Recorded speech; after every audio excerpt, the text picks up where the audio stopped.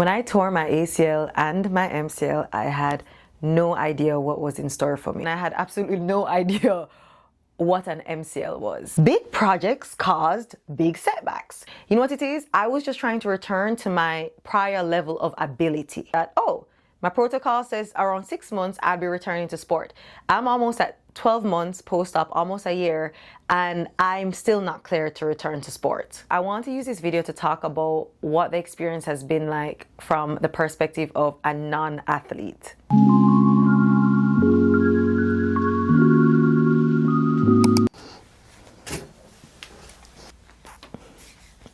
Hi YouTube, I'm Monique and welcome to my channel.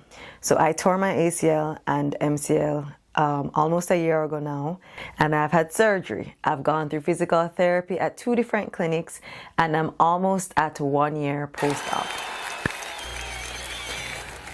When I tore my ACL and MCL, I had no idea what was in store for me. I'm not an athlete, I'm not young, I'm an adult that's active and adventurous, but for the most part, I'm just a regular young professional living life. All I was concerned about was that I had to get surgery. I had a vague idea about what an ACL was. I think I had heard of it before. I had a very vague idea of what it was, and I had absolutely no idea what an MCL was. I didn't think about the post-surgery or rehab process simply because I didn't know that it was something to think about. I thought it was just going to be pretty straightforward, the way that any body part would heal after surgery, with some rest time, good food, hydration, etc.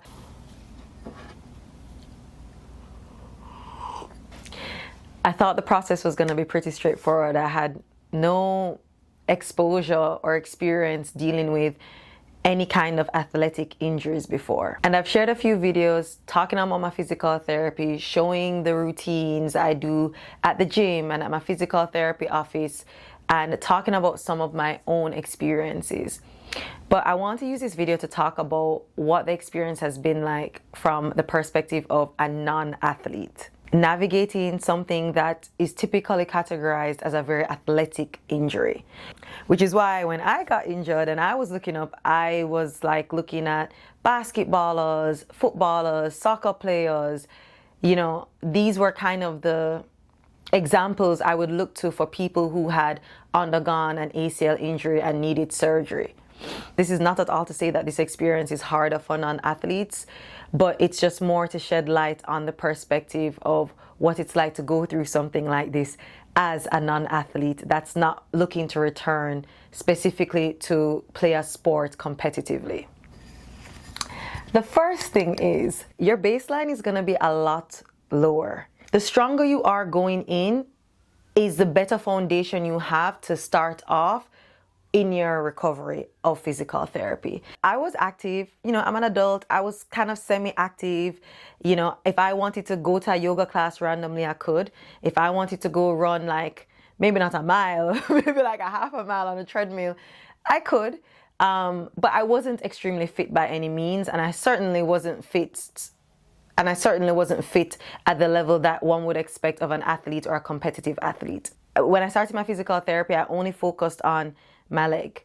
And what my physical therapist has told me is that when you're an athlete and you're training competitively and get an injury like this, from your clear to start going in the gym, even if you're not able to do certain things with your leg, they're working on their upper body, they're working on their core, they're working on the other body parts so that those don't also get weak by not being used.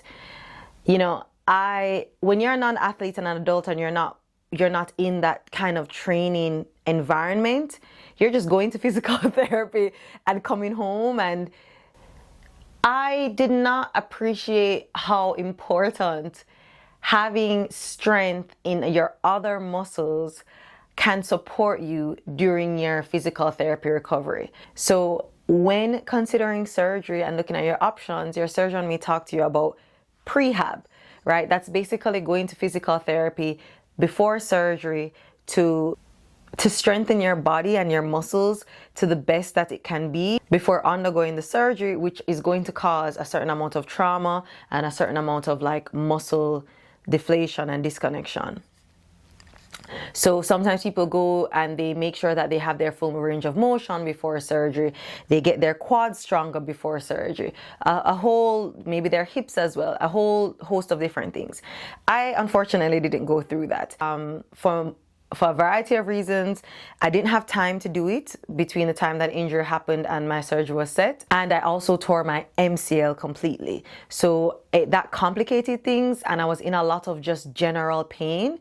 So I had enough range of motion still left that my surgeon still found me eligible to have the surgery without doing prehab. Though it's always better to do prehab. That's just general, you know, it's like basically preparing yourself and setting yourself up for success as much as possible. And I'd highly recommend that to anybody to do prehab if you can. And so for me, I had a problem just walking with my straight leg brace because my hips and the rest of the muscles that were still active were extremely weak. So I had a problem just carrying the weight of my leg in a straight leg brace. Another big thing as an adult non-athlete that has undergone this surgery and is undergoing this recovery is having a very sedentary work and lifestyle. Now, pre-injury, I'm sure you guys have heard in some neck of the woods or not, that sedentary lifestyles aren't good for our muscles, it's not good for our fitness. Sitting at a desk for 8 hours, 9 hours, etc. on end is not good for our mobility overall and as we age. This was never more true after surgery. I couldn't sit at a desk for a few weeks post-op, but once I was able to sit at a desk, that became a big challenge, i.e. being so sedentary when you're going through those stages of recovery. I primarily do desk work, and sometimes my work requires me to travel, but I wasn't traveling at all while I was going through this recovery. I actually haven't traveled at all in this time. But big projects caused big setbacks. I remember I started this big project. I was like, okay, I feel like I can take this on now. Like I'm kind of getting in the groove of things. I think I must have been like 5 months at least post-op. And oh my God, it was a remote project, but it was very intense. I was working very, very late hours around the clock. And I found myself skipping my PT, not being able to do my physical therapy, or kind of like, I kept pushing it, right? Oh, I'll just do it tomorrow. I'll just do it tomorrow. And then before I knew it, 2 weeks had passed and I had not done my physical therapy. I hadn't gone to the gym. I hadn't done anything like that. And those 2 weeks probably set me back a month. It was just sitting at a desk, right? I'm using my brain. I'm using my fingers and upper body, but sitting at the desk for so long in that position, it's kind of like I'm immobilizing the muscle and I'm supposed to be activating, firing up the muscle in all these ways. Returning to my everyday lifestyle, which was very sedentary because of my work, also caused the recovery to be a lot slower. Now, this is a funny one, and I'd love to know if anyone relates to this, but it's also, I feel like as an adult non-athlete and non-competitive athlete, my goals in physical therapy after a while started to feel less concrete. What do I mean by that? When you start off, you're just trying to hit those functional goals. Walking, sitting, picking up groceries, putting down groceries, climbing stairs, descending stairs, right? Like you're just trying to hit like the basics. But there comes a point where they will ask you, you know, what's your lifestyle like? Like, what did you do before this? And if you're an athlete, of course, you will say, I play football competitively, or I play American football, or I play tennis, or whatever the case may be. For me, I was like, well, I don't really play a sport competitively or recreationally, but I'm like a young adult and I lead a pretty semi-active lifestyle. Like if I dance, when I go out, I dance. If I want to run, I run. I go to yoga. Like I didn't really have an activity that I was trying to specifically return to. I was just trying to return to the same, you know what it is? I was just trying to return to my prior level of ability. I was in this in-between where I don't really need to just do the everyday things, but I also don't need to go as hard as a competitive athlete. As someone who's like under pressure to return to games and return to tournaments and return to competitions, I didn't have that pressure. As an adult non-athlete that has undergone ACL and MCL surgery, I think another thing I felt or I struggled with was being behind and feeling behind and wondering if something was wrong with me or something was wrong with how I was doing my recovery. For my life, right, that is non-athletic. I wasn't going to the gym. Fitness really wasn't a central part to my life. I was going as hard as I could. I had an ACL protocol that I was going by, and I was always like at the minimum a month behind.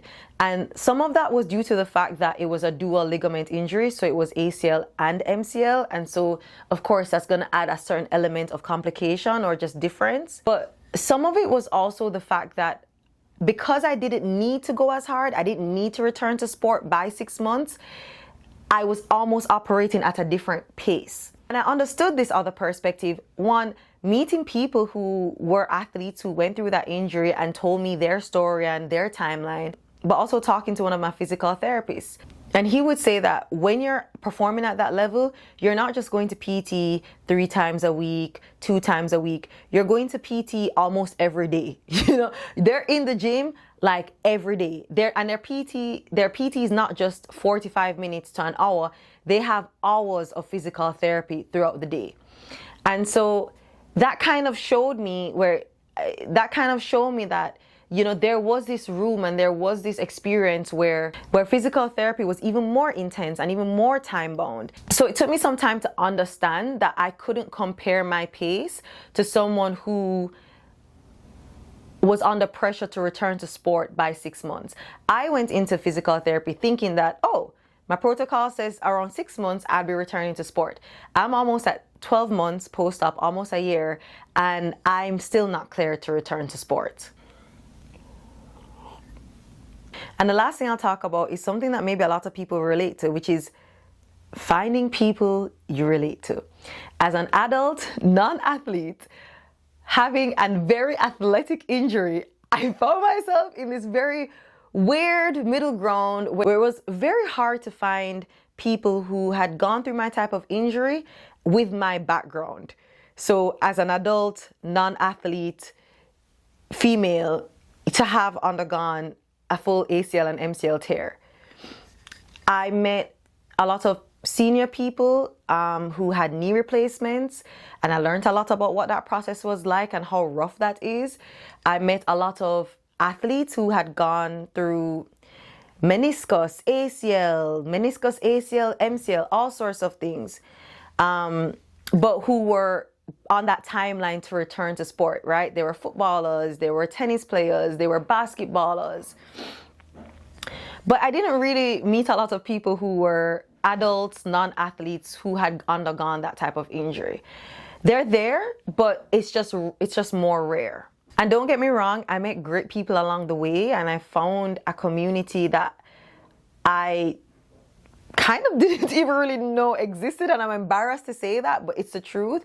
But we all went through this very life-changing, powerful, unique thing that connected us even if we were strangers. And I think it's just like a real testament to the human experience and how you really don't know what someone has been through. So these are some of the things I was reflecting on that I think contributed to why my experience felt so similar but also very different in some ways as an adult non-athlete undergoing ACL and MCL rehab. And I'd love to hear what your experience has been. I'd love to hear in the comments if you've felt similarly or perhaps different from what I'm sharing, or if there are other things that you feel like has been unique about your experience as a non-athlete adult going through these types of knee injuries. I think at the very core though, what I want to do is normalize the reality of a slower recovery and rehab process. And I want to reassure people that you're not alone. Though we're not as common, we're definitely, certainly out there. And I think that there are some unique takes to our experiences that is nice to share, and things that we can learn from each other. And if you like this video, I'd encourage you to like or subscribe if you want to see more, or comment below what you'd like to hear me talk more about. There's a lot to share about this journey, and I'd love to be of help where I can. In the next video, I'll cover some of the mistakes I made that actually did slow down my ACL and MCL recovery. These are things that I wish that I knew beforehand, and things that I want to share for people so that they hopefully don't make the same mistakes I did. Anyways, in the meantime, continue to take care of yourself and others if you can. Until next time.